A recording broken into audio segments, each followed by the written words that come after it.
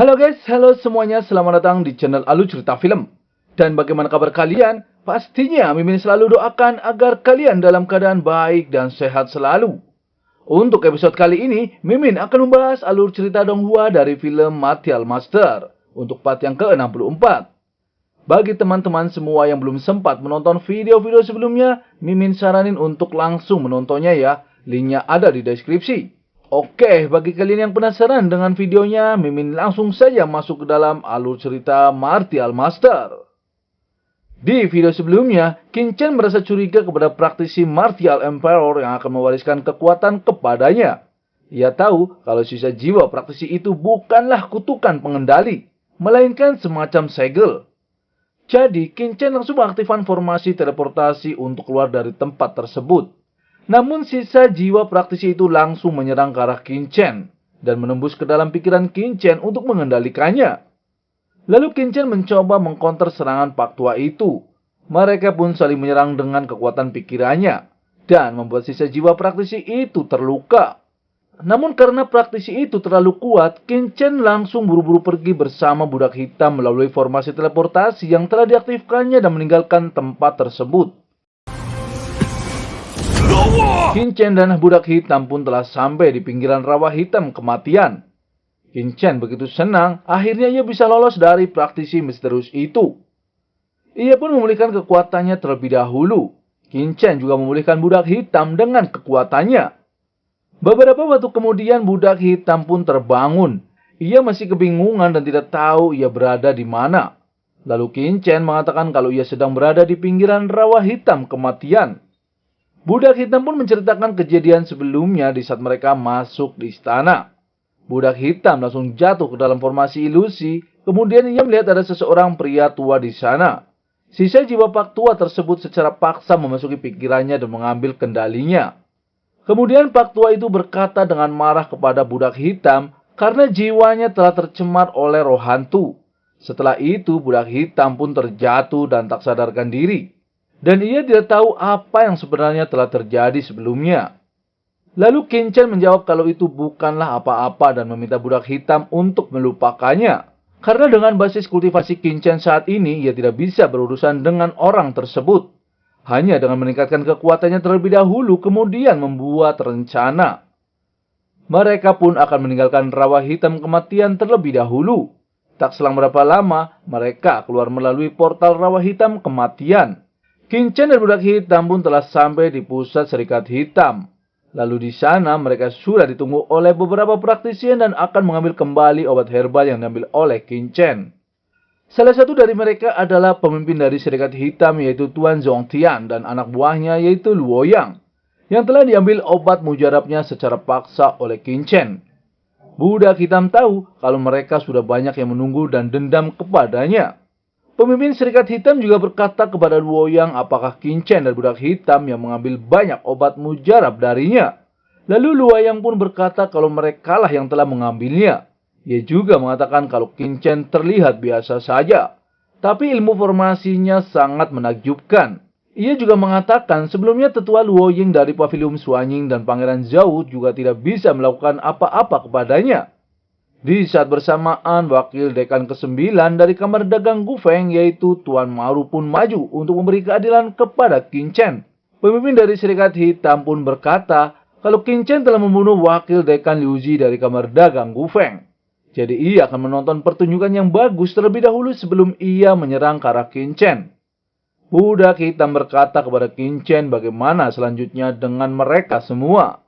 Lalu Qin Chen mengatakan untuk tidak memperdulikan mereka semua. Ia tidak punya waktu untuk berurusan dengan orang-orang tersebut.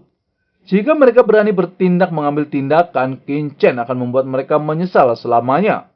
Qin Chen dan budak hitam pun memilih pergi dari tempat tersebut. Namun wakil dekan ke-9 kamar dagang Gufeng tidak terima karena Qin Chen telah membunuh Tuan Liu Zi. Ia meminta Qin Chen untuk memberi penjelasan kepada kamar dagang Gufengnya. Wakil dekan meminta Qin Chen untuk mengembalikan cincin penyimpanan milik anak buahnya. Jika tidak, ia akan membuat Qin Chen mati dengan menggenaskan. Lalu Qin Chen memerintahkan budak hitam untuk langsung menyerangnya.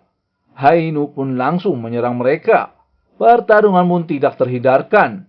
Wakil Dekan ke-9 pun terkejut dan sangat marah melihat senjata yang digunakan oleh Hainu adalah tombak es. Karena tombak es itu adalah milik Wakil Dekan Liu Zi, ia pun mencoba mengkonter serangan Hainu. Namun ia tidak mampu menahannya. Seketika mereka pun terpental dan terluka oleh Hainu. Para anak buahnya juga mati sia-sia olehnya. Para praktisi di sana pun mulai ketakutan. Lalu Hainu mengambil cincin penyimpanannya dan mengatakan kalau itu adalah penjelasan untuk mereka semua. Namun Wakil Dekan ke-9 masih tetap tidak mau kalah. Ia mengatakan kalau Hainu berani membunuh orang-orangnya dari kamar dagang Gufeng, Hainu harus mati hari itu juga. Hainu pun tidak tinggal diam, ia langsung menyerang kembali. Untungnya ada seseorang datang untuk menolongnya. Ia adalah Presiden Cao dari kamar dagang Gufeng. Wakil Dekan pun berterima kasih kepadanya. Ia mengatakan kalau Qin Chen dan Hainu lah yang telah membunuh Wakil Presiden Liu. Bahkan Hainu telah membunuh banyak orang-orang dari kamar dagang Gufengnya. Ia meminta Tuan Cao untuk menegakkan keadilan untuknya. Lalu Presiden Cao berkata kepada Hainu apakah ia yang telah membunuh Liu Zi dari kamar dagang Gufengnya. Tanpa basa-basi Qin Chen pun mengatakan kalau ia yang telah membunuhnya. Tuan Cao berkata kepada Qin Chen kalau Qin Chen terlalu arogan. Ia pun langsung menyerang ke arah Qin Chen. Namun Qin Chen dengan mudah mengendalikan pertarungannya. Ia menggunakan teknik ilusinya untuk menyerang Tuan Cao. Tuan Cao pun terpental dan masuk ke dalam ilusi Qin Chen. Qin Chen juga tidak segan-segan membunuh ketiga anak buahnya dengan satu kali serangan saja. Di saat bersamaan, Tuan Cao kesakitan oleh ilusi Qin Chen. Lalu Qin Chen meminta Hainu untuk melakukan dengan cepat. Seketika Hainu mengeluarkan bendera iblisnya untuk menyerap tubuh mereka. Tuan Cao pun sangat marah melihat anak buahnya diserap oleh Hainu. Ia pun mencoba menyerang Hainu dengan segenap kekuatannya. Namun Hainu dengan mudah mematahkan serangannya dan langsung menyerangnya dengan bendera iblisnya. Tuan Cao masih mencoba menahan dengan senjatanya. Akan tetapi, Hainu dengan mudah melumpuhkannya dan membuat Tuan Cao mati olehnya. Ia pun mengambil cincin penyimpanannya dan memberikannya kepada Qin Chen. Para tetua di sana pun tercengang melihat Presiden Kamar Dagang Gufeng dengan mudah dikalahkan oleh Hainu. Lalu Qin Chen mengatakan kepada mereka semua, siapa yang berani, cepatlah maju untuk bertarung. Qin Chen akan menyelesaikannya sekaligus agar tidak merepotkan. Namun mereka semua tertunduk dan tidak ada yang berani melawan Qin Chen. Qin Chen juga berkata, bukankah mereka menginginkan obat mujarabnya? Ia juga mengatakan kepada Tuan Moxin untuk maju. Namun Tuan Moxin pun dengan nada lirih kalau ia tidak mungkin berani mengambil sesuatu yang dimiliki oleh Qin Chen. Ia juga sebelumnya sudah memberikan sedikit hadiah untuk Qin Chen. Langit dan bumi lah sebagai saksinya. Qin Chen juga berkata kepada tetua Serikat Hitam kalau ia tampaknya tidak sangat puas kepadanya. Lalu pemimpin Serikat Hitam hanya berpikir kalau tindakan Qin Chen bertentangan dengan langit dan bumi. Qin Chen pun berkata, apakah membunuh orang-orang dari kamar dagang Gufeng bertentangan dengan langit dan bumi? Mereka lah yang ingin membunuhnya terlebih dahulu dan seharusnya berakhir seperti itu. Karena pemimpin Serikat Hitam itu masih kesal kepada Qin Chen, jadi Qin Chen menceritakan kalau ia tidak hanya membunuh Tuan Liu Zi di rawa hitam kematian. Qin Chen juga menghancurkan beberapa sampah orang-orang dari Serikat Hitam. Jika tetua Serikat Hitam ingin membalas dendam, Qin Chen meminta melakukan seperti pria sejati. Dan jangan bersikap seperti nenek-nenek. Jika tidak berani, Qin Chen meminta untuk menyingkir darinya. Dan jangan menghalangi jalannya.